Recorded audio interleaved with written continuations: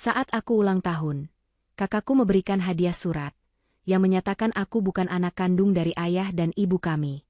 Lihatkan, kamu itu cuma anak pungut. Kamu tidak akan dapat harta sedikit pun dari orang tuaku. Aku hanya diam dan menangis. Tapi 2 minggu kemudian, seorang pengacara datang mengadakan rapat darurat pembahasan warisan. Dan apa yang pengacara itu tunjukkan kepadaku membuat mereka semua terdiam membeku.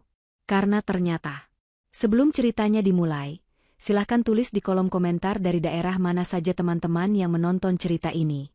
Jangan lupa like dan subscribe agar channel ini bisa semakin berkembang dan bisa mempersembahkan cerita yang lebih menarik lagi. Hujan deras mengguyur kota malam itu, seolah langit turut merasakan kesedihan yang menyelimuti kediaman keluarga besar Santoso. Rumah mewah bernuansa putih gading itu biasanya tampak megah dan hangat. Namun sejak kepergian ibu 3 bulan yang lalu dan bapak 6 bulan sebelumnya, rumah ini terasa dingin dan mencekam. Windy duduk di ujung meja makan panjang yang terbuat dari kayu jati. Ia menatap nanar pada kursi kosong di ujung meja, tempat di mana ibu biasanya duduk dan tersenyum padanya. Hari ini adalah hari ulang tahun Windy yang ke-22. Tidak ada kue tart, tidak ada tumpeng, dan tidak ada nyanyian selamat ulang tahun. Windy tidak mengharapkan pesta meriah. Ia hanya merindukan kehangatan keluarga yang kini terasa asing baginya. Ia merapatkan gamis panjangnya, mencoba mengusir hawa dingin yang menusuk tulang, sembari menunggu kakaknya, Ihsan, turun untuk makan malam. Suara langkah kaki berat terdengar menuruni tangga utama. Ihsan muncul dengan wajah kaku dan tatapan mata yang tajam. Di belakangnya mengekor Rina, istrinya, yang berjalan dengan dagu terangkat dan senyum sinis yang tak pernah lepas dari bibirnya. Mereka duduk tanpa menyapa Windy. Suasana makan malam itu hening, hanya terdengar denting sendok beradu dengan piring porselen. Windy mencoba memberanikan diri untuk memecah kebisuan. Ia berdehem pelan dan mengucapkan rasa syukurnya karena masih diberi umur panjang, berharap kakaknya akan memberikan sedikit ucapan selamat, atau setidaknya senyuman tulus layaknya saudara kandung. Namun, respon yang didapat Windy sungguh di luar dugaan. Ihsan menghentikan suapannya, meletakkan sendok dengan kasar hingga menimbulkan bunyi nyaring yang mengejutkan. Ia menatap Windy dengan pandangan merendahkan, seolah Windy adalah kotoran yang menempel di sepatunya. Ihsan kemudian merogoh sesuatu dari balik jas rumah yang dikenakannya. Sebuah amplop besar berwarna coklat kekuningan dilemparkannya begitu saja ke hadapan Windy. Amplop itu meluncur di atas meja licin dan berhenti tepat di depan piring makan Windy. Windy tertegun. Jantungnya berdegup kencang. Ia mengira itu mungkin adalah hadiah ulang tahun atau surat peninggalan orang tua mereka yang baru ditemukan. Dengan tangan gemetar, Windy membuka penutup amplop tersebut. Di dalamnya terdapat beberapa lembar dokumen dengan kop surat sebuah laboratorium medis terkemuka. Mata Windy membelalak saat membaca baris demi baris tulisan di kertas itu. Itu adalah hasil tes DNA. Nama yang tertera di sana adalah namanya dan nama almarhum Bapak Santoso. Namun, yang membuat napas Windy tercekat adalah kesimpulan di bagian bawah dokumen tersebut yang dicetak tebal. Probabilitas hubungan biologis 0%. Windy merasa dunia di sekelilingnya runtuh seketika. Ia membaca ulang tulisan itu berkali-kali, berharap matanya salah menangkap informasi. Namun, tulisan itu tetap sama. Ia mengangkat wajahnya, menatap Ihsan yang kini menyeringai puas. Ihsan berdiri dari kursinya, berjalan perlahan mendekati Windy, lalu membungkuk sedikit untuk membisikkan kata-kata yang tajam. Ia mengatakan bahwa Windy harus sadar diri. Ihsan menuding wajah Windy dan mengatakan bahwa selama ini ia sudah curiga, karena fisik Windy sama sekali tidak mirip dengan bapak. Bapak memiliki postur tinggi besar dan kulit sawo matang, sedangkan Windy bertubuh mungil dan berkulit lebih terang. Ihsan menyebut Windy sebagai anak pungut dan anak haram yang tidak jelas asal-usulnya. Kata-kata itu menghujam dada Windy lebih sakit daripada sembilu. Air mata Windy mulai menetes satu persatu, membasahi jilbab yang dikenakannya. Ia mencoba membela diri dengan suara parau. Ia berkata bahwa ibu dan bapak selalu menyayanginya, tidak mungkin ia bukan anak mereka. Windy mengingat betapa lembutnya kasih sayang bapak saat mengajarinya naik sepeda, dan betapa hangat pelukan ibu saat ia sakit. Kenangan-kenangan manis itu kini terasa seperti pisau yang mengiris hati ketika dihadapkan pada selembar kertas hasil tes DNA. Rina, yang sejak tadi hanya diam menonton, kini ikut angkat bicara. Dengan nada mengejek, Rina mengatakan bahwa wajar saja orang tua mereka bersikap baik, karena mereka orang yang dermawan dan kasihan pada anak telantar. Rina menambahkan bahwa Windy seharusnya bersyukur sudah dipungut dan dibesarkan di rumah mewah, bukan malah berharap mendapatkan bagian warisan. Ihsan kembali membentak Windy. Ia mengatakan bahwa malam ini juga Windy harus angkat kaki dari rumah keluarga Santoso. Ihsan menegaskan bahwa harta peninggalan orang tua mereka hanya untuk darah daging asli keluarga Santoso, dan Windy sama sekali tidak berhak atas 1 rupiah pun. Windy mencoba memohon. Ia tidak peduli soal harta, ia hanya ingin tetap tinggal di rumah tempat ia dibesarkan, rumah yang menyimpan semua kenangannya bersama orang tua. Ia bahkan rela jika harus bekerja sebagai pembantu di rumah itu, asalkan tidak diusir. Namun, hati Ihsan sudah keras seperti batu. Ia tidak ingin melihat wajah Windy lagi. Ia merasa jijik dan merasa bahwa kehadiran Windy hanya akan mengotori kemurnian silsilah keluarga mereka. Ihsan menarik kursi Windy dengan kasar hingga Windy hampir terjatuh, lalu menunjuk ke arah pintu keluar.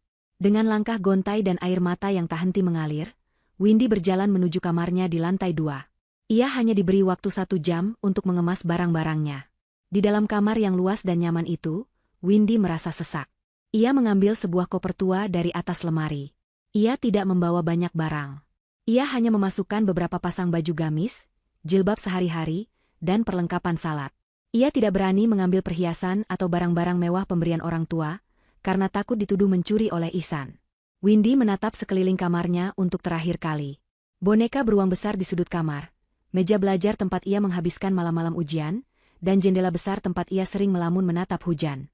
Semua itu harus ia tinggalkan. Rasa sakit karena kehilangan orang tua kini bertambah dengan rasa sakit karena dibuang oleh saudara sendiri. Saat Windy menuruni tangga dengan koper di tangan, Ihsan dan Rina sudah menunggu di ruang tamu seolah menjadi penjaga gerbang neraka. Mereka memastikan Windy benar-benar pergi. Tidak ada pelukan perpisahan, tidak ada kata maaf. Ihsan hanya memberikan tatapan dingin yang mengisyaratkan kebencian mendalam. Windy berjalan melewati ruang tamu menuju pintu depan. Di dekat pintu dapur, Bei Ijah, asisten rumah tangga yang sudah mengasuh Windy sejak bayi, berdiri dengan mata sembab. Bei Ijah ingin sekali memeluk Windy, tapi ia takut pada ancaman Ihsan yang akan memecatnya jika ia terlihat membela Windy. Namun, saat Windy melintas di dekatnya, Bei Ijah dengan gerakan cepat menyelipkan sesuatu ke dalam saku gamis Windy. Windy merasakan benda kecil yang keras, namun ia tidak berani melihatnya saat itu. Ia hanya mengangguk pelan pada Bei Ijah sebagai tanda terima kasih dan pamit. Windy melangkah keluar dari pintu utama rumah yang megah itu. Hujan masih turun dengan deras, seolah langit ikut menangis mengiringi kepergiannya. Angin malam yang dingin menusuk kulitnya, tapi rasa dingin di hatinya jauh lebih beku.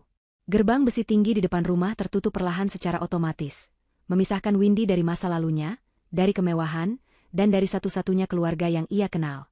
Kini ia berdiri sendirian di pinggir jalan yang sepi, basah kuyup, tanpa tujuan yang pasti, dan dengan status baru yang menyakitkan sebagai anak yang terbuang. Di bawah lampu jalan yang remang-remang, Windy meraba saku gamisnya. Ia mengeluarkan benda yang tadi diselipkan oleh Bei Ijah. Ternyata itu adalah sebuah mushaf Al-Quran kecil berukuran saku dengan sampul bludru merah marun, milik almarhumah ibu yang sangat beliau sayangi. Windy membuka mushaf kecil itu dengan tangan gemetar karena kedinginan. Di sela-sela halamannya, terjatuh sebuah benda logam kecil. Windy memungutnya. Itu adalah sebuah kunci tua yang bentuknya unik, dengan ukiran rumit di bagian kepalanya. Di kunci itu terdapat gantungan kecil berbahan perak dengan inisial huruf I dan W yang saling bertautan. Windy bingung kunci apa ini sebenarnya. Ia tidak pernah melihat kunci seperti ini di rumah. Namun, melihat Al-Quran milik ibu dan kunci misterius ini, secercah harapan kecil tumbuh di hati Windy. Mungkin ibu meninggalkan petunjuk untuknya. Mungkin ibu tahu hari ini akan datang. Windy mendekap Al-Quran itu ke dadanya, membiarkan air hujan bercampur dengan air matanya. Ia berjanji pada dirinya sendiri, ia tidak akan menyerah. Ia akan bertahan hidup, bukan untuk membuktikan apa-apa pada Ihsan, tapi untuk menjaga kehormatan nama ibu yang selalu mendidiknya menjadi wanita kuat. Malam itu, di tengah badai, perjalanan baru Windy dimulai. 2 minggu telah berlalu sejak malam pengusiran itu. Kehidupan Windy berubah 180 derajat. Kini ia tinggal di sebuah kamar kontrakan sempit di pinggiran kota, jauh dari kawasan elit tempat ia dulu tinggal. Kamar itu hanya berukuran 3 kali 3 meter, dengan dinding yang catnya sudah mengelupas dan atap yang bocor setiap kali hujan turun. Tidak ada kasur empuk, hanya sebuah kasur busa tipis yang ia gelar di lantai. Suara bising kendaraan dari jalan raya dan teriakan tetangga yang bertengkar menjadi musik latar sehari-hari. Namun, Windy tidak pernah mengeluh. Ia justru merasa lebih tenang di sini, jauh dari tatapan penuh kebencian kakaknya dan kakak iparnya. Di kamar sempit inilah Windy belajar arti syukur yang sesungguhnya. Ia belajar menghargai setiap butir nasi yang ia makan dan setiap tetes air bersih yang ia gunakan. Mencari pekerjaan ternyata jauh lebih sulit dari yang Windy bayangkan. Meskipun ia lulusan sarjana ekonomi dengan nilai yang memuaskan, pintu-pintu perusahaan seolah tertutup rapat baginya. Awalnya Windy berpikir ini hanya masalah nasib yang belum berpihak. Namun, setelah 5 kali wawancara kerja yang berakhir dengan penolakan aneh, Windy mulai curiga. Pada wawancara terakhir di sebuah perusahaan retail, manajer HRD yang mewawancarainya sempat keceplosan. Pria itu menatap berkas lamaran Windy dengan ragu, lalu berkata bahwa sebenarnya kualifikasi Windy sangat bagus, bahkan melebihi standar. Tapi, ia kemudian meminta maaf dan mengatakan bahwa perusahaannya memiliki hubungan bisnis yang erat dengan perusahaan keluarga Santoso. Ia mendapat instruksi tidak tertulis untuk tidak menerima seseorang bernama Windy Aulia Santoso, jika ingin kontrak kerjasama mereka tetap aman. Windy pulang dengan langkah gontai hari itu. Ia menyadari betapa jauh tangan kekuasaan Ihsan mencengkeram hidupnya. Kakaknya tidak hanya membuangnya, tapi juga ingin memastikan Windy menderita dan tidak bisa bangkit lagi. Ihsan ingin melihat Windy merangkak kembali ke kaki kakaknya untuk memohon belas kasihan, sesuatu yang Windy bersumpah tidak akan pernah ia lakukan. Di dalam kamarnya yang sunyi, Windy membuka dompetnya. Uang simpanannya semakin menipis. Hanya tinggal beberapa lembar uang ribuan yang cukup untuk makan mie instan selama 3 hari ke depan. Rasa takut akan masa depan sempat menghantui pikirannya. Bagaimana ia akan membayar sewa bulan depan? Bagaimana ia akan makan? Namun, setiap kali kecemasan itu datang, Windy segera mengambil air wudhu dan menggelar sajadah. Malam itu, Windy terbangun di sepertiga malam terakhir. Suasana kontrakan yang biasanya bising kini senyap. Windy melaksanakan salat tahajud, sebuah kebiasaan yang dulu selalu diajarkan oleh ibu. Dalam sujudnya yang panjang, Windy menumpahkan segala keluh kesahnya. Ia tidak mengadu kepada manusia, tapi kepada Sang Pencipta. Ia menangis terseduh-seduh, memohon kekuatan dan petunjuk. Ia berdoa agar hatinya dilembutkan dan dijauhkan dari rasa dendam kepada Ihsan.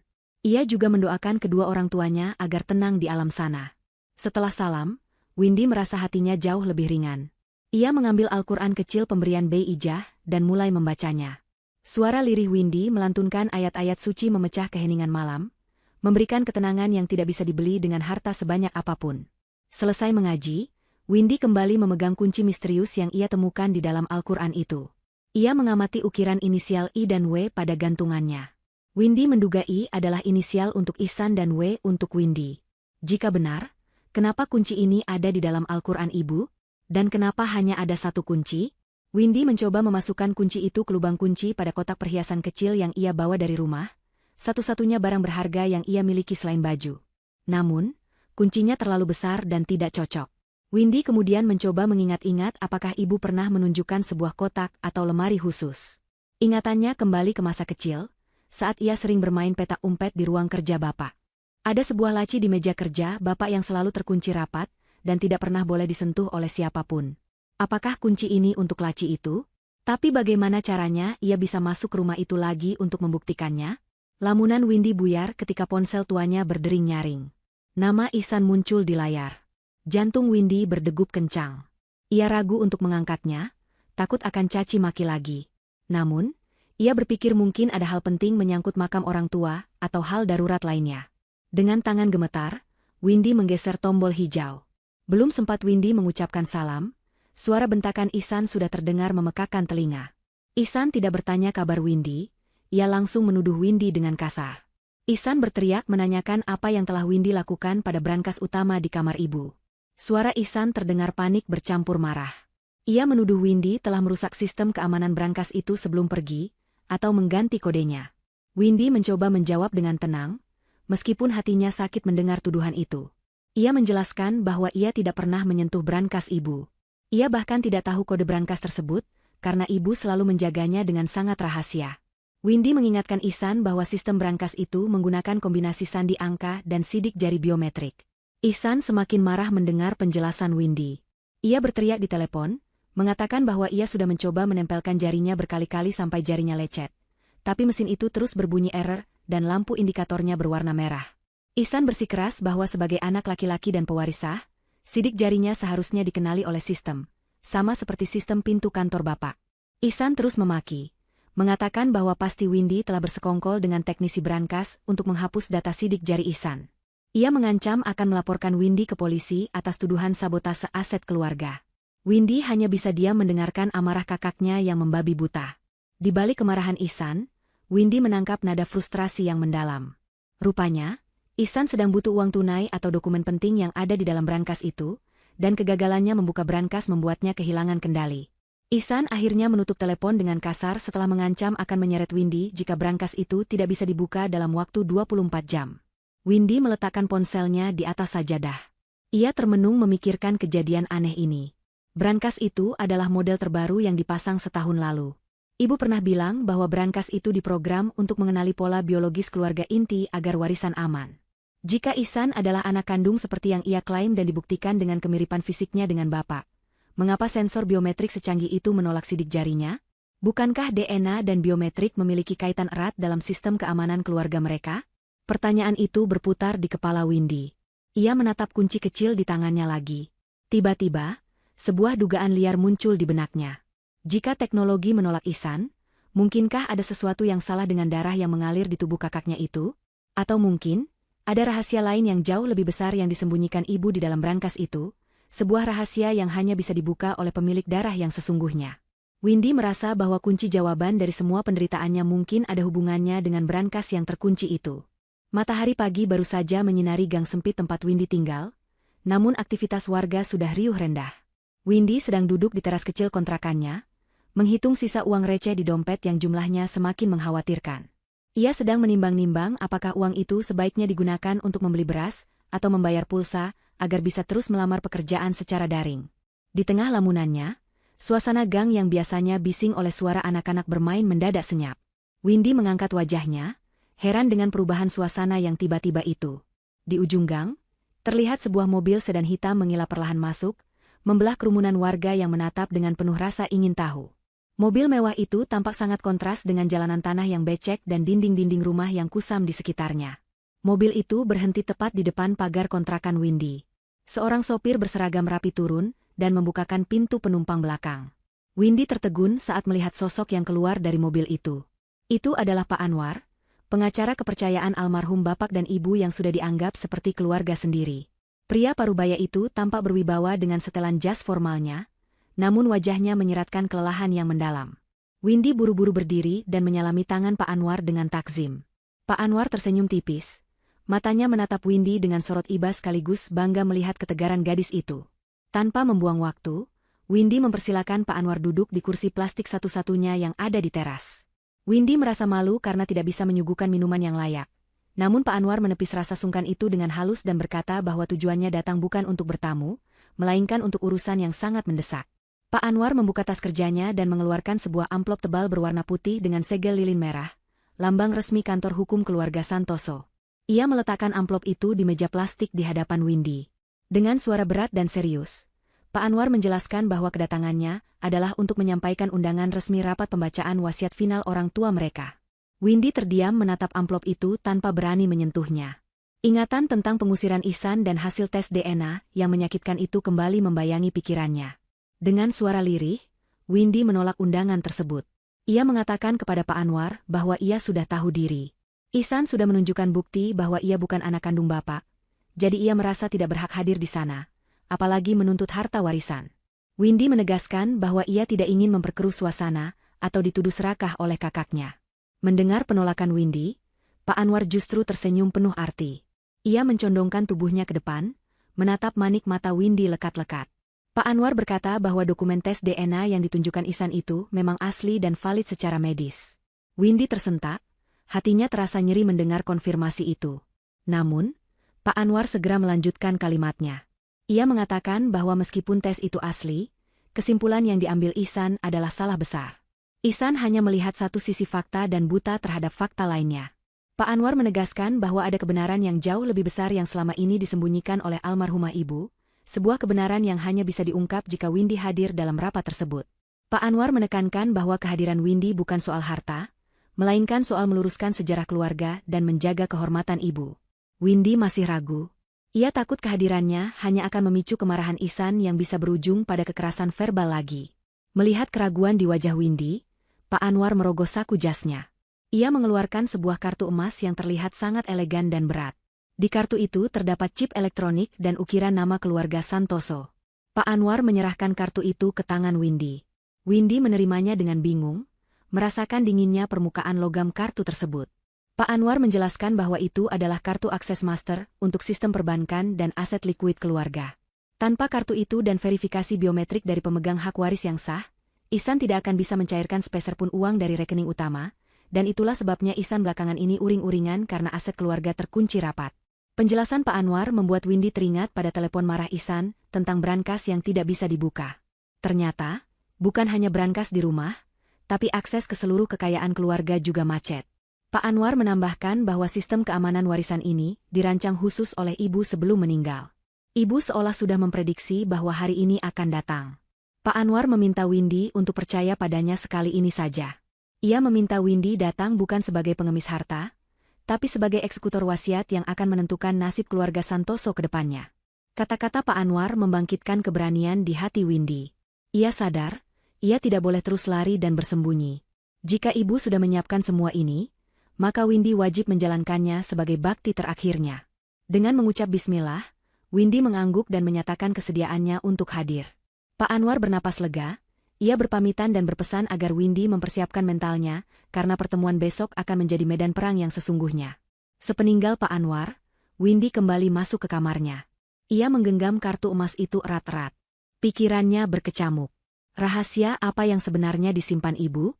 Mengapa Ihsan yang begitu yakin dirinya pewaris tunggal justru ditolak oleh semua sistem keamanan harta keluarga? Dan bagaimana nasib Windy yang terbukti bukan anak bapak namun justru diberi kunci akses sepenting ini? Malam itu Windy tidak bisa tidur nyenyak. Ia menghabiskan malam dengan berdoa dan mempersiapkan diri. Ia memilih pakaian terbaik yang ia miliki, sebuah gamis sederhana yang bersih dan rapi. Ia tidak ingin tampil menyedihkan di depan Ihsan. Ia ingin datang dengan kepala tegak. Besok adalah hari penentuan. Windy berjanji pada dirinya sendiri, apapun fakta yang terungkap nanti, ia akan menerimanya dengan ikhlas. Ia tidak akan membiarkan Ihsan atau siapapun menginjak-injak harga dirinya lagi. Keesokan harinya, Windy tiba di gerbang rumah masa kecilnya tepat pukul 10 pagi. Ia datang menggunakan ojek daring, sebuah pemandangan yang sangat kontras dengan deretan mobil mewah yang terparkir di halaman rumah. Ada beberapa mobil asing di sana, mungkin milik tim pengacara atau notaris yang dibawa oleh Ihsan. Windy menarik napas panjang, menata detak jantungnya yang berpacu cepat, sebelum melangkah masuk melewati pos Satpam. Pak Satpam yang sudah bekerja puluhan tahun di sana menyapa Windy dengan hormat namun canggung, seolah takut terlihat ramah oleh Ihsan. Windy tersenyum menenangkan, memberitahu bahwa ia datang atas undangan resmi Pak Anwar. Saat Windy berjalan melintasi taman depan, ia melihat perubahan yang mencolok. Bunga-bunga anggrek kesayangan ibu sudah tidak ada, diganti dengan patung-patung abstrak yang terkesan kaku dan dingin, selera yang sangat khas dengan gaya Rina yang ingin terlihat modern tapi memaksakan diri. Windy melangkah masuk ke ruang tamu. Suasana di dalam rumah terasa tegang dan penuh intimidasi. Di ruang tengah yang telah disulap menjadi ruang rapat, Ihsan duduk di ujung meja dengan gaya angkuh, mengenakan setelan jas mahal yang pas badan. Di sebelahnya duduk Rina yang sibuk memainkan ponselnya dengan wajah bosan. Di sisi lain meja, duduk dua orang pria asing berwajah kaku yang tampaknya adalah pengacara sewaan Ihsan. Saat Windy muncul di ambang pintu, Rina langsung mendengus keras. Tanpa basa-basi, Rina melontarkan sindiran pedas. Ia bertanya dengan nada mengejek, apakah Windy datang untuk melamar jadi pembantu, karena uang pesangonnya sudah habis. Ihsan tertawa kecil mendengar ucapan istrinya, lalu menatap Windy dengan pandangan meremehkan. Ia berkata bahwa Windy tidak punya malu, karena berani menampakkan batang hidungnya lagi setelah diusir. Windy tidak membalas. Ia hanya berjalan tenang menuju kursi kosong di seberang Ihsan. Sikap tenangnya justru membuat Ihsan semakin kesal. Ihsan menggebrak meja pelan, memperingatkan Windy agar tidak macam-macam hari ini. Ia mengklaim bahwa rapat ini hanyalah formalitas belaka untuk mengesahkan dirinya sebagai pewaris tunggal. Ihsan bahkan sudah menyiapkan tumpukan dokumen yang hanya perlu ditandatangani oleh notaris untuk membalik nama semua aset. Windy duduk dengan punggung tegak, meletakkan tasnya di pangkuan, dan menatap lurus ke arah Ihsan. Tatapannya tidak lagi menyiratkan ketakutan seperti 2 minggu lalu, melainkan keteguhan yang membuat Ihsan sedikit terusik. Tak lama kemudian, Pak Anwar memasuki ruangan dengan membawa tas kerja besar dan sebuah proyektor portabel. Kehadiran Pak Anwar seketika membuat ruangan menjadi hening. Pak Anwar duduk di ujung meja sebagai pimpinan rapat. Ia membuka pertemuan dengan suara tegas dan formal. Ihsan langsung menyela dengan tidak sabar. Ia meminta Pak Anwar untuk segera membacakan poin intinya saja, dan menyerahkan hak waris kepadanya, agar ia bisa segera mengurus perusahaan yang sedang butuh dana. Ihsan juga menyuruh pengacaranya untuk menyerahkan dokumen legalitas yang menyatakan bahwa Windy adalah anak angkat dan tidak berhak atas warisan menurut hukum perdata. Pengacara Ihsan menyodorkan map berisi hasil tes DNA dan akta-akta pendukung lainnya ke hadapan Pak Anwar. Ihsan tersenyum menang, merasa posisinya sudah tidak tergoyahkan. Ia yakin Pak Anwar tidak bisa berkutik melawan bukti ilmiah tes DNA tersebut. Namun, Pak Anwar menanggapi semua itu dengan ketenangan yang luar biasa. Ia tidak menyentuh dokumen yang disodorkan Ihsan. Sebaliknya, ia mengeluarkan sebuah laptop dan menyambungkannya ke proyektor. Layar putih di belakang Pak Anwar menyala. Pak Anwar berkata bahwa sebelum membahas pembagian harta berupa uang dan tanah, ada wasiat non-materi yang harus didengar oleh seluruh anggota keluarga. Ia menjelaskan bahwa wasiat ini direkam langsung oleh ibu seminggu sebelum kecelakaan yang merenggut nyawanya. Ihsan mendengus kesal, menganggap ini hanya drama sentimental yang membuang-buang waktu. Ia menuntut agar proses ini dipercepat, karena ia ada janji main golf siang nanti. Rina pun ikut menggerutu, mengatakan bahwa orang mati tidak perlu didengarkan lagi ceramahnya. Pak Anwar mengabaikan protes mereka. Ia menekan tombol putar pada laptopnya. Suara kresek statis terdengar sejenak, sebelum akhirnya suara lembut dan khas milik ibu memenuhi ruangan rapat itu. Mendengar suara ibu, hati Windy bergetar hebat. Rasa rindu menyeruak di dadanya, hingga matanya berkaca-kaca. Dalam rekaman itu, suara ibu terdengar lemah namun jelas. Ibu memulai dengan salam dan doa untuk kedua anaknya. Kemudian, nada suara ibu berubah menjadi sedih dan berat. Ibu berkata bahwa ia tahu hari ini akan datang, hari di mana keserakahan mungkin akan mencoba memutus tali persaudaraan.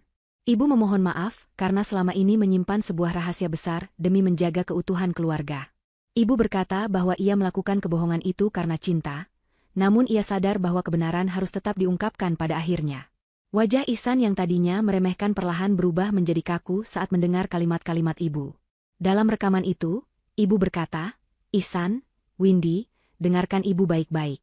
Apa yang tertulis di atas kertas akta kelahiran kalian, mungkin tidak menceritakan kisah yang sebenarnya tentang dari mana kalian berasal." Suara ibu terdengar terisak sejenak. Ibu tahu kalian mungkin akan saling membenci setelah mengetahui ini, tapi ibu mohon, ingatlah bahwa kalian dibesarkan di rumah yang sama. Rekaman itu berhenti sejenak, memberikan jeda yang mencekam di ruangan itu. Ihsan mulai terlihat gelisah. Ia melirik Pak Anwar dengan tatapan curiga, bertanya-tanya kemana arah pembicaraan ini. Pak Anwar mematikan rekaman itu sejenak. Ia kemudian berdiri dan mengambil sebuah map biru dari tasnya. Ia berkata kepada Ihsan bahwa dugaan Ihsan tentang tes DNA itu benar adanya. Pak Anwar mengakui di depan semua orang bahwa Windy memang secara biologis tidak memiliki hubungan darah dengan Bapak Santoso. Mendengar pengakuan itu, Ihsan langsung bersorak kegirangan. Ia memukul meja dengan penuh kemenangan dan menunjuk Windy sambil tertawa lepas. Ia merasa kemenangannya sudah mutlak. Ia mengejek Windy, mengatakan bahwa bahkan pengacara keluarga pun sudah mengakuinya. Rina ikut tertawa sinis, menyuruh Windy untuk segera keluar dari ruangan sebelum dipanggilkan satpam. Namun, tawa Ihsan terhenti mendadak saat Pak Anwar mengangkat tangannya, meminta ketenangan. Dengan tatapan tajam menghujam ke arah Ihsan, Pak Anwar berkata dengan nada rendah yang berbahaya. Ia mengatakan bahwa Ihsan melupakan satu fakta hukum yang sangat krusial. Pak Anwar mengingatkan bahwa hampir 90% aset kekayaan keluarga ini, termasuk rumah ini, tanah perkebunan, dan saham mayoritas perusahaan, adalah harta bawaan yang berasal dari warisan keluarga besar ibu, bukan hasil keringat Bapak. Bapak Santoso adalah manajer yang hebat, tapi modal dan aset utamanya adalah milik ibu. Oleh karena itu, hukum waris keluarga besar ibu menetapkan syarat mutlak. Harta leluhur hanya boleh jatuh ke tangan keturunan sedarah atau anak kandung biologis dari ibu. Suasana ruangan berubah menjadi dingin sedingin es. Ihsan terdiam, mencoba mencerna kata-kata Pak Anwar. Keringat dingin mulai muncul di pelipisnya. Ia lalu berteriak, mengatakan bahwa itu tidak masalah karena ia adalah anak laki-laki ibu, jadi ia tetap berhak atas segalanya. Sementara Windy yang anak pungut tetap tidak dapat apa-apa. Pak Anwar menggeleng pelan dengan ekspresi yang sulit diartikan. Ia kemudian mengeluarkan sebuah dokumen baru yang belum pernah dilihat siapapun sebelumnya. Itu adalah hasil tes DNA kedua. Pak Anwar meletakkannya di tengah meja dan berkata bahwa ini adalah hasil tes DNA antara Windy dan ibu. Ia mempersilakan Ihsan untuk membacanya sendiri jika berani. Windy menahan napas, jantungnya berdegup kencang menunggu kebenaran yang akan terungkap. Ihsan dengan tangan gemetar meraih dokumen itu, matanya membelalak lebar saat melihat angka persentase kecocokan yang tertera di sana. Sebuah angka yang akan membalikkan seluruh dunianya. Suara desing proyektor menjadi satu-satunya bunyi yang terdengar di ruangan itu sebelum Pak Anwar kembali menekan tombol putar. Rekaman suara ibu berlanjut, membawa hawa dingin yang menusuk tulang belakang Windy. Dalam rekaman itu, suara ibu terdengar bergetar, seolah menahan tangis yang amat dalam. Ibu bercerita tentang masa-masa sulit di awal pernikahannya, tentang tekanan dari keluarga besar untuk segera memiliki keturunan, dan tentang vonis dokter yang menghancurkan hati bapak. Ibu berkata bahwa bapak divonis tidak akan pernah bisa memberikan keturunan secara alami. Pengakuan ini membuat seisi ruangan terhenyak. Ihsan yang tadinya duduk santai kini menegakkan punggungnya, matanya menyipit tidak percaya. Windy menutup mulutnya dengan tangan, terkejut mendengar rahasia yang selama puluhan tahun tertutup rapat di balik dinding kamar orang tuanya. Namun, Ihsan dengan cepat memutar otak liciknya. Ia tertawa sumbang, memecah keheningan yang menyedihkan itu. Ia menunjuk Windy dengan penuh kemenangan dan berkata bahwa rekaman itu justru semakin membuktikan kebenarannya. Ihsan berteriak lantang mengatakan bahwa jika bapak mandul, maka Windy jelas-jelas adalah anak haram hasil perselingkuhan ibu dengan pria lain. Kata-kata kasar itu meluncur begitu saja dari mulut Ihsan, tanpa memikirkan perasaan Windy, ataupun kehormatan almarhumah ibu mereka. Rina ikut mengompori dengan berdecak sinis, mengatakan bahwa ternyata wanita yang selama ini dianggap suci seperti ibu pun bisa berbuat nista. Windy merasa dadanya sesak, air matanya tumpah bukan karena takut kehilangan harta, melainkan karena tidak terima nama baik ibunya diinjak-injak oleh kakaknya sendiri. Pak Anwar membiarkan Ihsan meluapkan kegembiraannya sejenak sebelum memotong dengan suara baritonnya yang tenang namun mengintimidasi. Pak Anwar membenarkan ucapan Ihsan bahwa Windy memang bukan anak biologis Bapak Santoso. Ia bahkan menunjukkan dokumen medis lama yang mengonfirmasi ketidakmampuan Bapak untuk membuahi. Ihsan semakin di atas angin. Ia merasa posisinya sudah mutlak aman. Ia segera memerintahkan notarisnya untuk mencatat fakta tersebut sebagai dasar hukum pencoretan nama Windy dari hak waris. Ihsan berseru bahwa sesuai hukum dan norma, anak yang lahir bukan dari benih sang ayah tidak berhak menuntut harta gonogini keluarga, apalagi harta pusaka. Akan tetapi, Pak Anwar tidak bergeming sedikitpun. Ia menatap Ihsan dengan sorot mata kasihan, seolah sedang melihat anak kecil yang tidak tahu bahaya di depannya. Pak Anwar kemudian menjelaskan fakta hukum yang selama ini diabaikan oleh Ihsan, karena terlalu silau oleh keserakahan. Pak Anwar mengingatkan Ihsan tentang asal-usul kekayaan keluarga mereka. Ia menjabarkan sejarah bahwa Bapak Santoso hanyalah seorang karyawan biasa sebelum menikah dengan ibu. Semua modal usaha, tanah perkebunan sawit, pabrik garmen, hingga rumah mewah yang mereka tempati saat ini, adalah harta bawaan dari pihak keluarga ibu. Kakek mereka, ayah dari ibu, adalah konglomerat pada zamannya yang mewariskan segalanya kepada putri tunggalnya, yaitu ibu. Wajah Ihsan mulai berubah warna, senyumnya perlahan memudar. Pak Anwar melanjutkan penjelasannya dengan nada yang sangat serius. Ia membacakan klausul utama dalam surat wasiat kakek, yang kemudian diteruskan dalam wasiat ibu. Klausul tersebut berbunyi sangat tegas dan tidak bisa diganggu-gugat. Bunyinya menyatakan bahwa seluruh aset inti keluarga, yang meliputi 90% dari total kekayaan, hanya boleh diwariskan kepada keturunan sedarah atau anak kandung biologis dari ibu.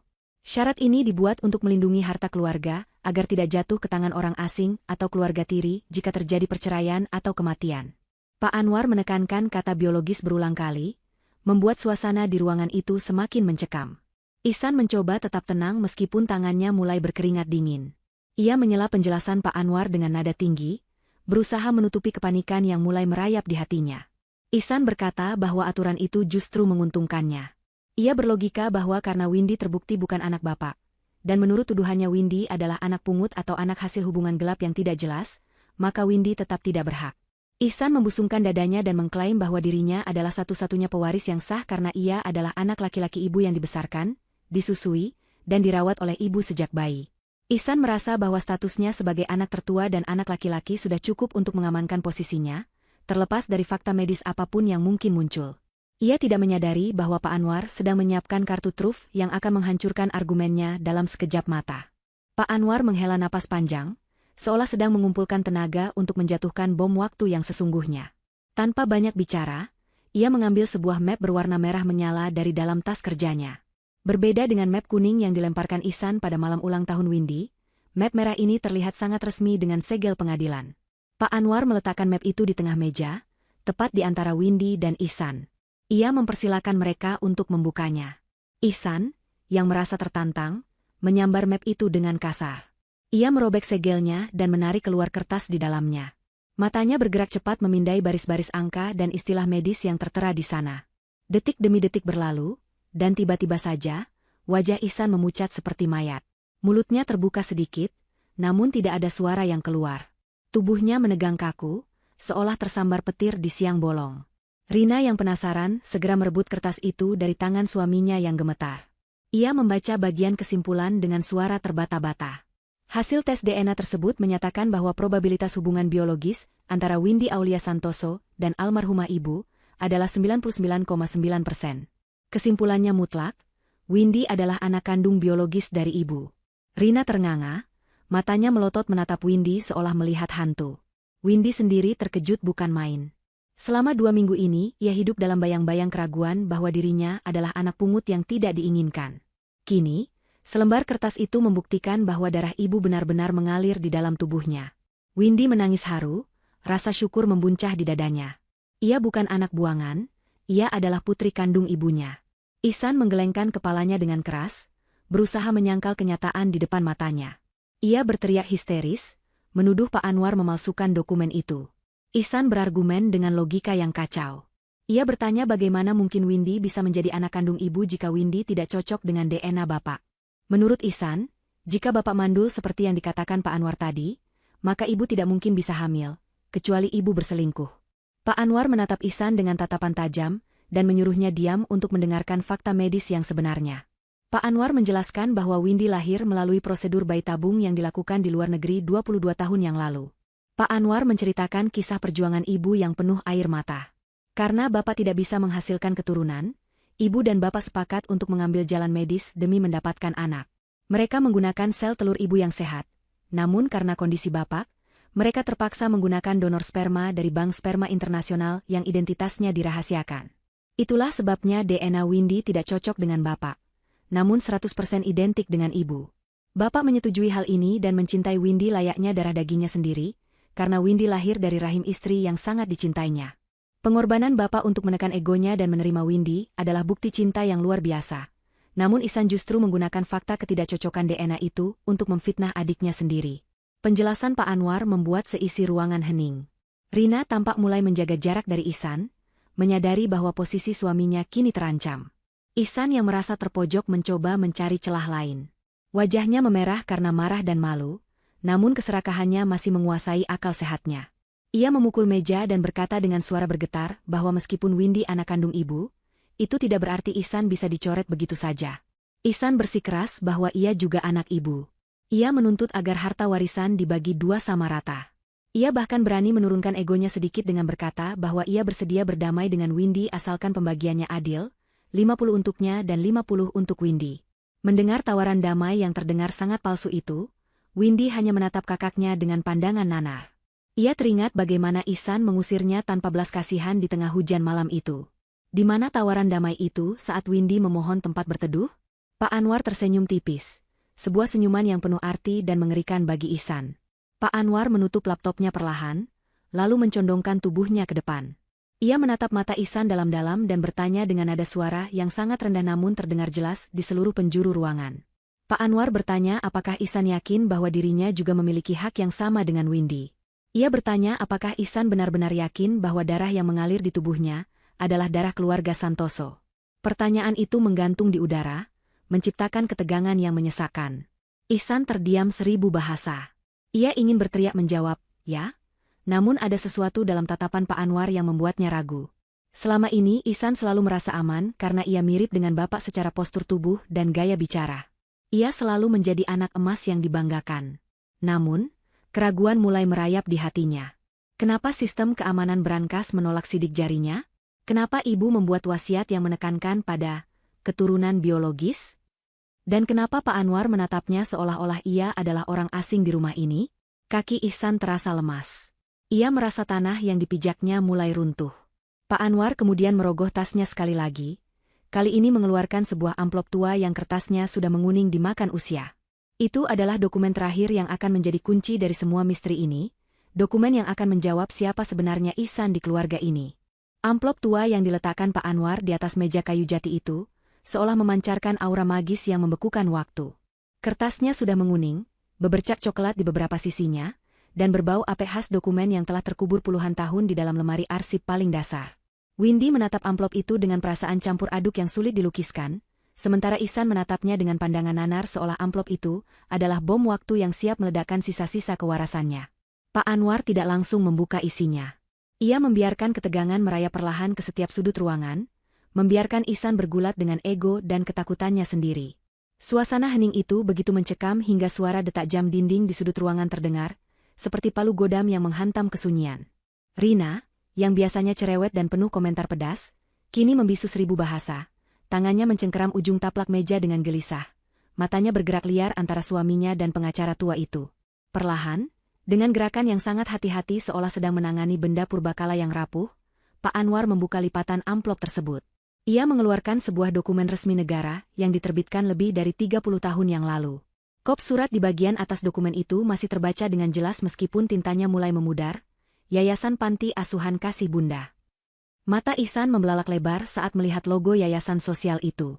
Napasnya mulai memburu, dadanya naik turun dengan cepat seiring dengan kepanikan yang mulai menggerogoti akal sehatnya. Ia ingin memalingkan wajah, tetapi matanya seolah terpaku pada lembaran kertas itu, dipaksa untuk menyaksikan kebenaran yang selama ini terkubur rapat oleh kasih sayang orang tua yang begitu besar. Pak Anwar mulai membaca isi dokumen itu dengan suara yang tenang namun tegas. Setiap kata yang diucapkannya menghunjam jantung Ihsan seperti belati tajam.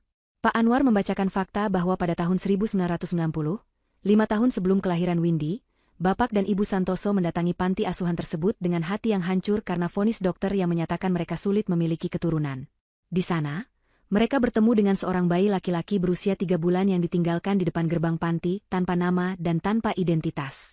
Bayi itu menangis keras, dan saat ibu menggendongnya, tangisnya seketika berhenti. Jatuh cintalah ibu pada bayi itu. Bapak dan ibu memutuskan untuk mengadopsi bayi tersebut secara sah melalui pengadilan, memberinya nama Ihsan Pratama Santoso, dan bersumpah di hadapan Tuhan untuk membesarkannya seperti darah daging mereka sendiri. Mereka sepakat untuk menutup rapat rahasia ini, bahkan memalsukan narasi kepada keluarga jauh bahwa ibu hamil dan melahirkan di luar kota, semata-mata agar Ihsan tumbuh tanpa beban psikologis dan tidak pernah merasa dibedakan. Ihsan menggelengkan kepalanya dengan violent, tubuhnya gemetar hebat menahan amarah dan penyangkalan yang meledak-ledak. Ia berteriak keras memotong bacaan Pak Anwar, suaranya parau dan pecah memenuhi ruangan rapat yang luas itu. Ia menuduh Pak Anwar berbohong, menuduh dokumen itu palsu, dan bersikeras bahwa ia adalah anak kandung. Ihsan berargumen dengan putus asa bahwa ia memiliki kemiripan dengan bapak. Ia menunjuk hidungnya, matanya, dan postur tubuhnya, mengklaim bahwa semua itu adalah warisan genetik dari Bapak Santoso. Ia berteriak bahwa ia dididik dengan keras oleh bapak, diajarkan berbisnis, dan diperlakukan sebagai pewaris tahta perusahaan, sesuatu yang menurut logikanya tidak mungkin diberikan kepada anak pungut. Penyangkalan Ihsan begitu kuat karena seluruh identitas dirinya dibangun di atas keyakinan bahwa ia adalah putra mahkota, darah biru keluarga Santoso yang berhak atas segalanya. Kehilangan status itu sama saja dengan kematian baginya. Pak Anwar menatap Ihsan dengan sorot mata iba, namun ia tidak mundur selangkah pun. Ia menjelaskan dengan sabar bahwa kemiripan fisik yang sering dibanggakan Ihsan hanyalah sugesti dan peniruan gaya. Ihsan meniru cara berjalan bapak, meniru cara bicara bapak, dan meniru gaya berpakaian bapak sejak kecil karena ia mengidolakan sosok ayahnya. Secara psikologis, anak adopsi seringkali secara tidak sadar meniru orang tua angkatnya begitu sempurna hingga orang lain mengira mereka memiliki hubungan darah. Namun, fakta biologis tidak bisa dibohongi. Pak Anwar menegaskan bahwa jika Ihsan masih tidak percaya, mereka bisa melakukan tes DNA pembanding saat ini juga antara Ihsan dan sampel DNA bapak yang masih tersimpan di rumah sakit. Namun, Pak Anwar memperingatkan bahwa hasilnya akan nihil, sama seperti ketidakcocokan sidik jari Ihsan pada sistem keamanan brankas warisan. Sistem itu dirancang untuk mengenali pola genetik unik dari garis keturunan ibu, dan itulah sebabnya akses Ihsan ditolak mentah-mentah. Kenyataan pahit itu perlahan meresap ke dalam kesadaran Ihsan, meruntuhkan tembok arogansi yang selama ini ia bangun. Tubuhnya merosot lemas di kursi, wajahnya pucat pasi seolah darah telah terkuras habis dari tubuhnya. Ia menatap kedua tangannya yang gemetar, tangan yang selama ini ia gunakan untuk menunjuk dan menghina Windy. Ironi yang terjadi sungguh sangat menyakitkan. Selama berminggu-minggu, bahkan bertahun-tahun, Ihsan selalu merendahkan Windy, memanggilnya dengan sebutan kasar, dan menuduhnya sebagai anak pungut yang tidak tahu diri. Ternyata, sebutan itu justru berbalik menyerang dirinya sendiri.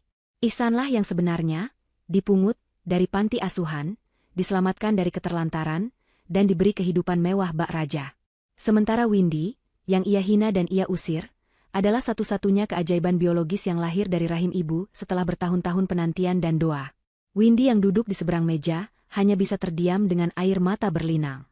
Ia tidak merasa menang, sama sekali tidak. Hatinya justru terasa sakit melihat kehancuran kakaknya. Ia membayangkan betapa besar cinta bapak dan ibu kepada Ihsan, hingga mereka rela menyembunyikan fakta ini sampai akhir hayat mereka. Mereka ingin Ihsan merasa utuh, merasa memiliki. Namun, cinta yang begitu besar itu justru dibalas Ihsan dengan kesombongan. Windy teringat masa kecil mereka, saat Ihsan selalu melindunginya dari anak-anak nakal di sekolah. Dulu Ihsan adalah kakak yang baik, namun harta dan ambisi telah mengubahnya menjadi monster. Windy menyadari bahwa kunci misterius yang ia temukan di dalam Al-Quran ibu, yang berinisial IW, mungkin adalah simbol harapan ibu agar Ihsan dan Windy tetap bersatu meskipun asal-usul mereka berbeda. Sayangnya, Ihsan telah membuang kesempatan itu jauh-jauh hari. Rina, yang sejak tadi menyimak dengan wajah tegang, tiba-tiba berdiri dari kursinya dengan kasar. Suara kursi yang bergesekan dengan lantai marmer memecah keheningan. Ia menatap suaminya dengan tatapan jijik dan kecewa yang tidak ditutup-tutupi. Bagi Rina, status sosial adalah segalanya. Ia menikahi Ihsan karena Ihsan adalah pewaris tunggal keluarga Santoso, seorang pria dengan darah ningrat pengusaha.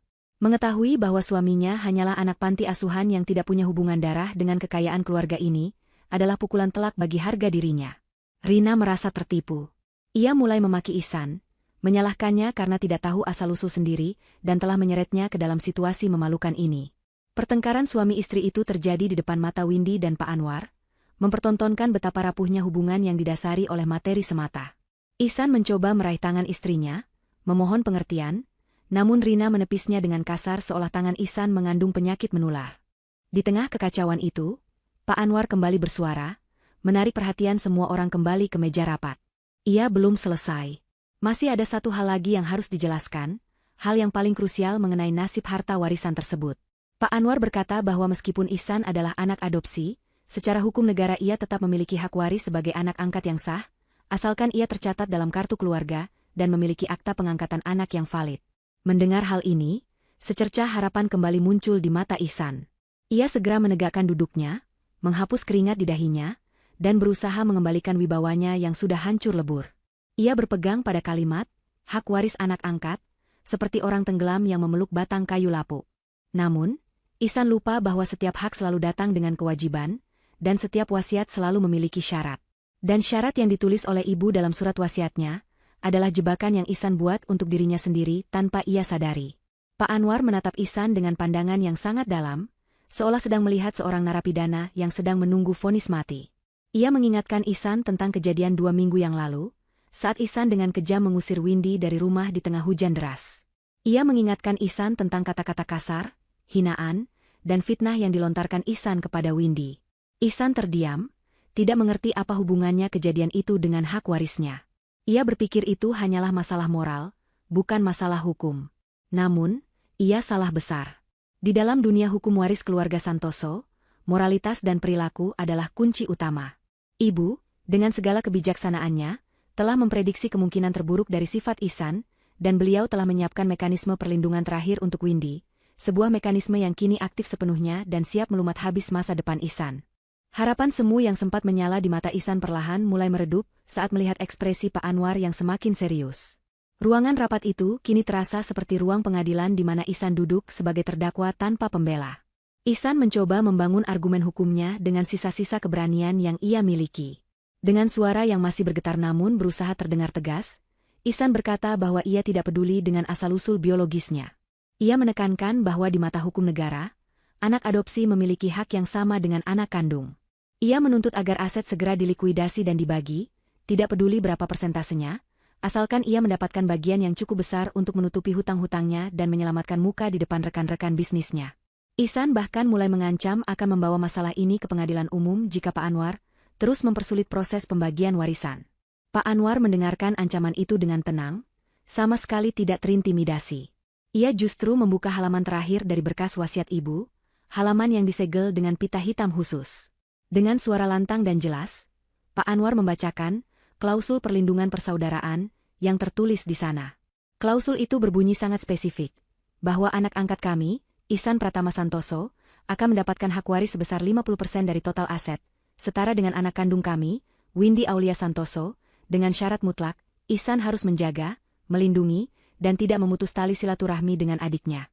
Jika terbukti Ihsan melakukan tindakan zalim, mengusir, menelantarkan, atau berupaya menghilangkan hak Windy, maka status Ihsan sebagai ahli waris gugur total dan seluruh aset jatuh ke tangan Windy sebagai ahli waris tunggal. Kata-kata itu menggema di ruangan, menghantam kesadaran Ihsan dengan kekuatan penuh. Mulutnya ternganga, matanya menatap kosong ke arah Pak Anwar. Klausul itu adalah jebakan yang sempurna. Jika saja Ihsan bersikap baik, jika saja ia menerima Windy apa adanya saat hasil tes DNA pertama keluar, jika saja ia tidak serakah ingin menguasai 100% harta, ia akan tetap mendapatkan separuh dari kekayaan keluarga yang nilainya triliunan rupiah. Ibu sangat adil. Ibu tetap ingin memberi Ihsan bagian yang sama meskipun ia bukan anak kandung. Tapi keserakahan Ihsanlah yang menghancurkan segalanya. Tindakannya mengusir Windy 2 minggu lalu, yang disaksikan oleh para pembantu dan terekam oleh CCTV rumah, adalah bukti tak terbantahkan yang mengaktifkan klausul pembatalan warisan tersebut. Ihsan telah menendang rezekinya sendiri tepat saat ia merasa paling berkuasa. Ihsan melompat dari kursinya, wajahnya merah padam karena amarah yang bercampur dengan kepanikan luar biasa. Ia berteriak bahwa klausul itu tidak adil, bahwa itu jebakan, bahwa ibu tidak mungkin menulis hal sekejam itu. Ia mencoba meraih dokumen di tangan Pak Anwar, berniat merobeknya untuk menghilangkan bukti. Namun, belum sempat tangannya menyentuh kertas itu, 2 orang petugas keamanan berseragam hitam yang dibawa oleh Pak Anwar segera masuk dan menahan tubuh Ihsan. Ihsan meronta-ronta, berteriak memaki Windy, menuduh Windy telah menghasut ibu untuk menulis wasiat gila itu. Windy hanya menunduk, tidak tega melihat kakaknya kehilangan akal sehat. Ia tidak pernah menginginkan semua harta ini, ia hanya ingin diakui sebagai keluarga. Namun, takdir berkata lain, keadilan menemukan jalannya sendiri dengan cara yang sangat presisi. Di saat Ihsan sedang berjuang melepaskan diri dari pegangan petugas keamanan, suara sirine mobil polisi terdengar mendekat dari kejauhan, semakin lama semakin keras hingga berhenti tepat di depan lobi rumah utama. Bunyi sirine itu membuat darah di wajah Rina surut seketika. Ia tahu apa artinya itu. Bukan hanya masalah warisan yang menghantui mereka, tetapi juga masalah keuangan perusahaan yang selama ini ditutupi Ihsan dengan gali lubang tutup lubang. Pintu ruang rapat terbuka lebar, dan masuklah 3 orang petugas kepolisian berseragam lengkap, didampingi oleh auditor perusahaan yang wajahnya tampak kaku. Polisi itu menanyakan keberadaan saudara Ihsan Pratama Santoso. Ihsan yang sedang ditahan oleh Satpam seketika lemas, kakinya tidak mampu lagi menopang berat tubuhnya. Kepala polisi itu membacakan surat perintah penangkapan. Ihsan didakwa atas tuduhan berlapis, penggelapan dana perusahaan keluarga sebesar puluhan miliar rupiah, pemalsuan tanda tangan bapak semasa beliau sakit keras untuk mencairkan deposito, dan penipuan terhadap investor dengan menggunakan aset yang bukan miliknya sebagai jaminan. Ternyata, selama orang tua mereka sakit, Ihsan telah menggerogoti perusahaan dari dalam demi gaya hidup mewahnya dan Rina, serta untuk menutupi kerugian judi saham yang ia lakukan diam-diam. Itulah sebabnya Ihsan begitu ngotot ingin menguasai warisan secepatnya dan mengusir Windy. Ia butuh uang tunai segera untuk menambal lubang korupsinya sebelum ketahuan. Namun, dengan gagalnya ia mendapatkan warisan, semua kejahatannya terbongkar seketika karena ia tidak bisa membayar kembali uang yang ia curi. Rina, yang mendengar dakwaan itu, langsung bertindak cepat menyelamatkan dirinya sendiri. Ia melepaskan cincin berlian di jarinya, dan melemparkannya ke meja di depan Ihsan. Dengan suara dingin dan tanpa perasaan, Rina menyatakan bahwa ia akan mengajukan gugatan cerai hari itu juga. Ia berteriak bahwa ia tidak sudi menjadi istri seorang koruptor miskin dan anak pungut. Ia tidak mau hartanya disita atau ikut terseret dalam kasus hukum suaminya. Tanpa menoleh lagi, Rina mengambil tas mewahnya dan melenggang pergi keluar ruangan, meninggalkan Ihsan yang menatap punggung istrinya dengan pandangan hancur. Ihsan kehilangan segalanya dalam waktu kurang dari 1 jam. Status anak kandung, hak waris, jabatan, istri, dan kini kebebasannya. Polisi mulai memborgol kedua tangan Ihsan ke belakang. Bunyi klik logam borgol itu terdengar sangat menyakitkan di telinga Windy. Ihsan, yang kini tidak memiliki apa-apa lagi untuk disombongkan, menoleh ke arah Windy. Wajahnya basah oleh air mata dan keringat. Sorot matanya yang dulu angkuh kini berubah menjadi tatapan memelas penuh keputusasaan. Ia memanggil nama Windy dengan suara serak, memohon belas kasihan. "Dek, tolong Mas. Dek, kita saudara. Kan? Jangan biarkan Mas di penjara. Tolong bicara sama Pak Anwar, cabut laporannya. Mas janji akan berubah." Permohonan itu terdengar begitu menyedihkan. Pria yang 2 minggu lalu melempar Windy ke jalanan seperti sampah, kini mengemis nyawa pada orang yang sama. Windy berdiri perlahan, kakinya gemetar namun ia memaksakan diri untuk kuat. Ia berjalan mendekati Ihsan yang sedang digiring polisi. Windy menatap wajah kakaknya lekat-lekat, mencari sisa-sisa sosok kakak pelindung di masa kecilnya. Namun yang ia temukan hanya sosok asing yang dirusak oleh ketamakan. Windy merogoh saku gamisnya dan mengeluarkan kunci kecil berukir inisial, IFW, yang selama ini ia simpan. Ia menunjukkan kunci itu di depan wajah Ihsan. Dengan suara lembut namun tegas, Windy berkata bahwa kunci ini adalah kunci laci rahasia di meja Bapak.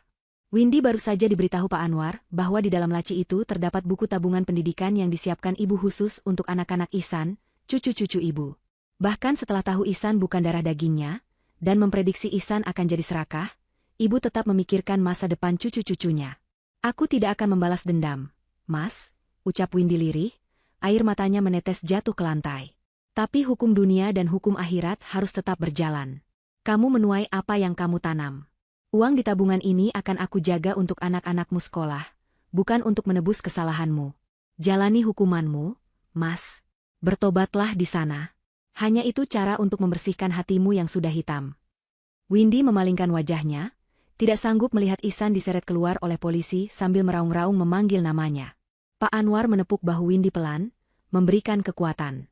Ruangan itu kini terasa sangat luas dan sepi, meninggalkan Windy sebagai satu-satunya pewaris kerajaan bisnis Santoso, sebuah kemenangan yang terasa pahit namun melegakan.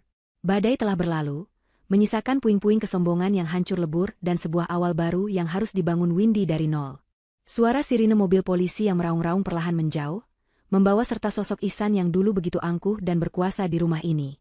Kepergian mobil patroli itu meninggalkan keheningan yang menyesakkan di ruang tamu, megah kediaman keluarga Santoso. Windy masih berdiri terpaku di tempatnya, menatap nanar ke arah pintu utama yang kini tertutup rapat. Tubuhnya terasa begitu ringan, seolah beban berat yang selama ini menghimpit dadanya ikut terbawa pergi bersama kakaknya, namun di saat yang sama, ada rasa hampa yang menyelinap masuk. Ia tidak pernah membayangkan perebutan warisan ini akan berakhir dengan borgol dan jeruji besi. Windy menarik napas panjang, mencoba menetralkan detak jantungnya yang masih berpacu tidak karuan. Di sampingnya, Pak Anwar menutup kembali tas kerjanya dengan gerakan perlahan, memberikan waktu bagi Windy untuk memproses semua kejadian yang berlangsung begitu cepat dalam 1 jam terakhir. Bei Ijah, asisten rumah tangga yang setia, memberanikan diri keluar dari persembunyiannya di balik pintu dapur. Wajah tuanya basah oleh air mata. Ia berlari kecil menghampiri Windy, dan langsung memeluk gadis itu erat-erat. Tangis Bei Ijah pecah seketika, menumpahkan rasa rindu dan haru yang tertahan selama 2 minggu ini. Ia mengelus punggung Windy, mengucapkan syukur berkali-kali karena nona mudanya telah kembali dengan selamat dan haknya telah kembali. Windy membalas pelukan itu dengan hangat, merasakan ketulusan yang selama ini hilang dari rumah besar ini. Bei Ijah bercerita dengan suara tersendat bahwa selama Windy pergi, rumah ini terasa seperti neraka. Ihsan dan Rina sering bertengkar hebat, membanting barang, dan memarahi para pekerja tanpa alasan jelas. Suasana rumah yang dulu damai saat ada ibu, berubah menjadi panas dan penuh aura negatif. Windy mendengarkan dengan sabar, menyadari bahwa keserakahan Ihsan tidak hanya menghancurkan dirinya sendiri, tapi juga merusak ketenangan orang-orang di sekitarnya. Setelah menenangkan Bei Ijah, Windy ditemani Pak Anwar berjalan menuju ruang kerja Bapak. Ruangan itu tampak berantakan. Berkas-berkas berserakan di lantai, laci-laci terbuka paksa, tanda kepanikan Ihsan yang berusaha mencari aset likuid sebelum ditangkap. Windy melangkah masuk dengan hati-hati. Ia mendekati meja kerja besar dari kayu mahoni itu. Ingatannya kembali ke masa kecil, saat ia sering duduk di pangkuan bapak di kursi ini. Windy mengeluarkan kunci kecil berukir inisial, IFW, dari saku gamisnya. Tangannya sedikit gemetar saat mencocokkan kunci itu dengan lubang kunci pada laci tersembunyi di bagian bawah meja, laci yang tidak pernah bisa dibuka oleh siapapun, bahkan oleh Ihsan yang sudah menggeledah ruangan ini berkali-kali. Dengan bunyi klik yang halus, laci itu terbuka. Aroma kertas tua dan melati kering menyeruak keluar, aroma khas ibu. Di dalam laci itu, tidak ada tumpukan uang atau perhiasan emas batangan.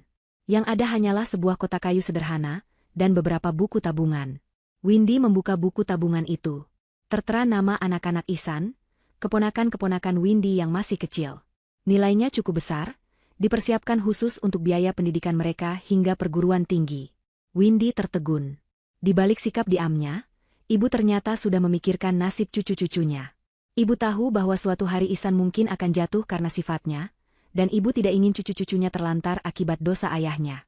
Windy juga menemukan sepucuk surat yang ditulis tangan oleh ibu. Surat itu ditujukan untuk Windy. Dalam surat itu, ibu menuliskan permohonan maaf karena menyembunyikan fakta adopsi Ihsan. Ibu menulis bahwa ia sangat menyayangi Ihsan, namun ia juga takut sifat Ihsan yang keras dan ambisius akan melukai Windy jika kebenaran terungkap di waktu yang salah. Ibu berpesan agar Windy menjadi air yang memadamkan api, menjadi penyejuk saat keadaan memanas. Membaca surat itu, air mata Windy kembali menetes. Ia bersumpah akan menjaga amanah ini. Hari-hari berikutnya menjadi masa yang sangat sibuk dan melelahkan bagi Windy. Berita penangkapan Ihsan Pratama Santoso menjadi tajuk utama di berbagai media lokal. Skandal penggelapan dana dan perebutan warisan keluarga konglomerat menjadi santapan publik. Windy, yang tidak terbiasa dengan sorotan kamera, memilih untuk menutup diri dari media dan fokus membenahi kekacauan internal. Ia didampingi Pak Anwar mendatangi kantor pusat perusahaan keluarga. Kedatangan Windy disambut dengan suasana tegang. Para karyawan yang selama ini terbiasa dengan gaya kepemimpinan Ihsan yang otoriter dan penuh tekanan, merasa was-was. Mereka takut Windy akan melakukan pemecatan massal sebagai aksi bersih-bersih orang-orang Ihsan. Windy melihat ketakutan di mata mereka. Ia sadar, tugas pertamanya bukan meningkatkan profit, melainkan memulihkan kepercayaan. Dalam rapat direksi pertamanya, Windy tampil sederhana namun berwibawa. Ia tidak duduk di kursi ujung meja yang biasa diduduki Ihsan layaknya raja. Ia memilih berdiri di samping meja, menatap satu persatu manajer dan stafnya. Windy berbicara dengan suara tenang, tanpa teks pidato yang rumit. Ia meminta maaf atas kegaduhan yang terjadi dan memastikan bahwa perusahaan akan tetap berjalan. Ia menegaskan bahwa tidak akan ada pemecatan sepihak bagi mereka yang bekerja jujur. Namun, ia juga memberikan ultimatum tegas bahwa budaya korupsi, manipulasi data, dan penjilat yang subur di era Ihsan harus dihentikan hari ini juga. Windy memperkenalkan sistem audit transparan yang akan diawasi langsung oleh tim independen. Pendekatan Windy yang manusiawi namun tegas ini perlahan mencairkan ketegangan. Para karyawan senior yang dulu loyal pada Bapak mulai melihat bayangan kepemimpinan Bapak dalam diri Windy. Harapan baru mulai tumbuh di kantor yang sempat suram itu. Sementara itu, urusan di rumah juga tidak kalah peliknya. Rina, istri Ihsan, datang kembali 2 hari setelah penangkapan suaminya.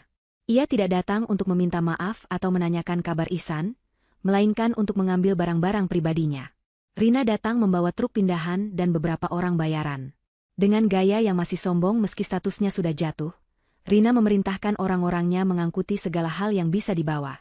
Tidak hanya baju dan tas mewah, ia juga mencoba mengambil lukisan-lukisan dinding, vas bunga kristal, bahkan mencoba mencopot lampu gantung di ruang tamu. Windy yang melihat kejadian itu segera bertindak. Ia berdiri di depan pintu, menghalangi jalan Rina. Windy berkata dengan tegas bahwa Rina hanya boleh membawa barang-barang pribadi seperti pakaian dan perhiasan yang dibeli dengan uang pribadinya sendiri, bukan aset rumah yang merupakan bagian dari warisan keluarga Santoso. Rina mengamuk. Ia berteriak memaki Windy, menyebutnya pelit dan jahat. Ia mengklaim bahwa barang-barang itu adalah haknya sebagai menantu. Namun, Pak Anwar yang sudah bersiap di sana segera menunjukkan daftar inventaris aset. Pak Anwar mengingatkan Rina bahwa karena Ihsan terbukti melakukan penggelapan dana, maka aset-aset yang dibeli menggunakan uang hasil kejahatan tersebut kini dalam status penyitaan untuk audit. Jika Rina nekat membawa barang-barang berharga tersebut, ia bisa didakwa sebagai penadah atau sekutu dalam tindak pidana pencucian uang. Mendengar ancaman pidana, nyali Rina menciut. Ia akhirnya hanya membawa koper-koper berisi pakaian dan pergi meninggalkan rumah itu sambil menyumpah serapah. Windy menatap kepergian kakak iparnya itu dengan rasa iba. Rina adalah contoh nyata manusia yang dibutakan oleh materi, yang kehilangan segalanya saat sandaran hartanya runtuh. Setelah rumah benar-benar kosong dari pengaruh Ihsan dan Rina, Windy memulai renovasi spiritual. Ia tidak mengubah struktur bangunan, tetapi ia mengubah isi rumah itu. Patung-patung abstrak yang dulu dipasang Rina diturunkan. Lukisan-lukisan aneh diganti dengan kaligrafi ayat suci. Windy juga mengumpulkan seluruh pekerja rumah tangga. Ia menaikkan gaji mereka yang sempat dipotong oleh Ihsan dan memberikan jaminan kesehatan yang layak. Windy ingin rumah ini kembali menjadi rumah yang penuh berkah, seperti saat ibu masih ada. Setiap malam Jumat, Windy mengadakan pengajian bersama anak-anak yatim di ruang tengah yang luas. Lantunan ayat suci Al-Quran kini menggantikan suara denting gelas pesta yang dulu sering diadakan Ihsan. Rumah itu perlahan mulai bernafas lagi, memancarkan cahaya ketenangan yang sempat redup. Windy, meskipun lelah fisik mengurus perusahaan dan rumah, merasa hatinya sangat lapang. Ia tahu, perjalanan ini masih panjang, dan ujian sesungguhnya adalah bagaimana ia menghadapi Ihsan nanti, saat emosi sudah mereda dan kenyataan hidup di penjara mulai menghancurkan mental kakaknya itu. 6 bulan telah berlalu sejak badai besar menghantam keluarga Santoso. Waktu seolah berjalan dengan caranya sendiri, menyembuhkan luka-luka di permukaan meski bekasnya tetap ada selamanya. Rumah besar di kawasan elit itu kini tidak lagi terlihat angkuh dan tertutup. Pagar besinya sering terbuka, menyambut tawariang anak-anak kecil yang berlarian di halamannya. Windy telah menepati janjinya untuk mengubah sebagian sayap kiri rumah utama menjadi rumah tahfidz, tempat belajar menghafal Al-Quran bagi anak-anak yatim piatu yang kurang mampu. Setiap sore, pemandangan anak-anak berbaju koko dan bergamis kecil yang sedang menyetor hafalan menjadi oase tersendiri bagi Windy sepulang dari kantor. Keberadaan mereka mengisi kekosongan hati Windy yang hidup sebatang kara, sekaligus menjadi sedekah jariah yang terus mengalir untuk almarhum bapak dan ibu. Di perusahaan, Windy telah membuktikan bahwa keraguan orang-orang terhadapnya adalah salah. Di bawah kepemimpinannya, PT Santoso Group perlahan bangkit dari keterpurukan finansial akibat ulah Ihsan. Windy menerapkan prinsip bisnis syariah yang ketat, menolak segala bentuk suap dalam tender proyek, dan memprioritaskan kesejahteraan karyawan. Awalnya banyak rekan bisnis yang mencemooh gaya Windy yang dianggap terlalu alim dan kaku untuk dunia bisnis yang keras. Namun, hasil tidak pernah mengkhianati usaha. Kepercayaan investor kembali pulih karena transparansi laporan keuangan yang disajikan Windy. Profit perusahaan mulai naik secara sehat, bukan hasil manipulasi angka. Windy dikenal sebagai pemimpin yang lembut namun memiliki integritas baja. Ia tidak segan turun ke pabrik, makan siang bersama buruh, dan mendengarkan keluhan mereka, hal yang tidak pernah dilakukan Ihsan seumur hidupnya. Suatu pagi yang cerah, Windy bersiap-siap untuk pergi ke suatu tempat yang selama ini ia hindari. Ia mengenakan gamis berwarna biru langit yang lembut dan jilbab senada. Di tangannya, ia membawa sebuah rantang berisi makanan rumahan, rendang daging, sayur lodeh, dan sambal terasi. Itu adalah menu favorit Ihsan sejak kecil. Hari ini, Windy memutuskan untuk mengunjungi kakaknya di rumah tahanan, Rutan, Salemba. Selama 6 bulan ini, Windy hanya memantau proses hukum Ihsan melalui Pak Anwar. Ia tahu Ihsan telah divonis 5 tahun penjara atas semua kejahatannya. Windy sengaja memberi jarak waktu, membiarkan Ihsan merenung dalam kesendirian, membiarkan dinding penjara yang dingin mengikis ego kakaknya yang setinggi langit. Kini, Windy merasa sudah waktunya untuk datang, bukan sebagai musuh, tapi sebagai satu-satunya keluarga yang tersisa. Langkah kaki Windy menggema di lorong rutan yang lembab dan berbau karbol. Suasana di sana suram, kontras dengan cerahnya matahari di luar. Petugas sipir mengantar Windy ke ruang kunjungan yang dibatasi sekat kaca tebal. Windy duduk di kursi besi yang dingin, menunggu dengan jantung berdebar. Tak lama kemudian, pintu di seberang sana terbuka. Seorang pria kurus dengan kepala plontos dan seragam biru kusam berjalan masuk dengan langkah gontai. Windy nyaris tidak mengenali sosok itu. Pria itu adalah Ihsan, tapi bukan Ihsan yang ia kenal. Tubuhnya yang dulu tegap dan berisi kini menyusut drastis, tulang pipinya menonjol, dan kulitnya kusam tidak terawat. Namun, yang paling menyedihkan adalah matanya. Mata yang dulu selalu memancarkan kesombongan dan api ambisi, kini redup, kosong, dan penuh ketakutan. Ihsan tampak seperti orang yang sudah kalah telak oleh kehidupan. Ihsan duduk perlahan di hadapan Windy. Ia tidak berani menatap mata adiknya. Ia menunduk, memainkan jemarinya yang kasar. Keheningan menyelimuti mereka berdua selama beberapa menit. Windy menahan air matanya agar tidak tumpah. Ia tidak ingin menangis di depan Ihsan, ia harus kuat. Windy menyodorkan rantang makanan itu lewat lubang kecil di bawah kaca pembatas. "Mas, ini Windy bawakan makanan kesukaan Mas." "Masakan Bei Ijah," ucap Windy lembut, mendengar suara adiknya yang masih memanggilnya. "Mas," bahu Ihsan bergetar. Ia mengangkat wajahnya perlahan. Wajah itu basah oleh air mata. Ihsan tidak menyangka Windy akan datang. Ia mengira Windy akan membiarkannya membusuk di penjara dan melupakannya, seperti yang dilakukan Rina dan teman-teman sosialitanya yang menghilang begitu saja saat ia jatuh. "Kenapa kamu datang, Win?" tanya Ihsan dengan suara parau yang nyaris tak terdengar. "Aku sudah jahat sama kamu. Aku sudah usir kamu. Aku ambil hak kamu. Aku bahkan hina kamu anak haram. Kenapa kamu masih mau lihat aku?" Pertanyaan itu meluncur bersama isak tangis yang tertahan. Windy tersenyum tipis, senyuman yang penuh ketulusan. Ia menjawab bahwa seburuk apapun perlakuan Ihsan, mereka tetaplah saudara yang dibesarkan di bawah atap yang sama, meminum air yang sama, dan dididik oleh orang tua yang sama. Windy berkata bahwa ia sudah memaafkan Ihsan, bukan karena Ihsan pantas dimaafkan, tapi karena Windy ingin hatinya tenang dan ibu bahagia di alam sana. Kemudian, Windy mengeluarkan sebuah amplop putih dari tasnya. Amplop itu berisi dokumen penting yang selama ini disimpan Pak Anwar. Windy menyodorkannya kepada Ihsan. Mas, bacalah ini nanti di sel. Ini adalah hasil tes DNA asli Mas yang dulu Mas minta. Tapi ini bukan untuk membandingkan Mas dengan bapak atau ibu. Ini adalah tes DNA yang melacak garis keturunan Mas yang sebenarnya. Ihsan menerima amplop itu dengan tangan gemetar. Windy melanjutkan, Pak Anwar berhasil melacak yayasan panti asuhan itu. Dokumen ini mungkin bisa membantu Mas menemukan siapa orang tua kandung Mas sebenarnya jika Mas sudah bebas nanti. Bukan untuk membuang Mas, tapi agar Mas tahu asal-usul Mas dan bisa berdamai dengan takdir. Ihsan mendekap amplop itu ke dadanya. Ia menangis terseduh-seduh, kali ini tangisan penyesalan yang mendalam. Ia menyadari betapa kerdilnya dirinya dibandingkan hati adiknya yang seluas samudra. Di saat ia sibuk memalsukan jati diri demi harta, Windy justru membantunya menemukan jati dirinya yang asli tanpa menghakimi. Windy juga menyelipkan amplop lain berisi sejumlah uang tunai. Ini untuk keperluan Mas di sini. Beli sabun, beli makanan tambahan. Jangan khawatir soal anak-anak Mas. Biaya sekolah mereka sudah Windy lunasi sampai lulus SMA dari uang tabungan yang disiapkan ibu. Rina memang sudah pergi, tapi anak-anak Mas tidak akan terlantar. Waktu kunjungan habis. Sipir memberi tanda. Ihsan berdiri dengan enggan. Sebelum berbalik pergi, ia menatap Windy lekat-lekat. Terima kasih, Dek. Maafkan kakak. Tolong doakan kakak, ucapnya lirih. Windy mengangguk mantap. Ia melihat punggung Ihsan menjauh, menghilang di balik pintu besi yang berat. Meskipun Ihsan masih harus menjalani sisa masa hukumannya, Windy melihat ada sedikit cahaya harapan di mata kakaknya tadi. Cahaya pertobatan. Windy tahu, penjara ini mungkin adalah tempat terbaik bagi Ihsan saat ini untuk mencuci jiwanya dari noda duniawi. Windy melangkah keluar dari gedung rutan. Sinar matahari siang menyambutnya dengan hangat. Ia menghirup udara bebas dalam-dalam, merasakan oksigen memenuhi paru-parunya. Langit di atas Jakarta tampak biru cerah, awan putih berarak perlahan. Windy merasa sangat lega. Plong. Tidak ada lagi rahasia, tidak ada lagi dendam, tidak ada lagi perebutan.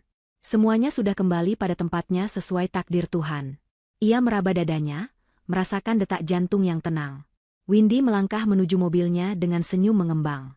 Hidup baru sudah menanti di depan. Ada perusahaan yang harus dikelola, ada anak-anak tahfidz yang harus dibimbing, dan ada masa depan yang harus ia ukir dengan tangannya sendiri. Windy Aulia Santoso, sang pewaris yang sempat terbuang, kini berdiri tegak sebagai pemenang kehidupan yang sesungguhnya.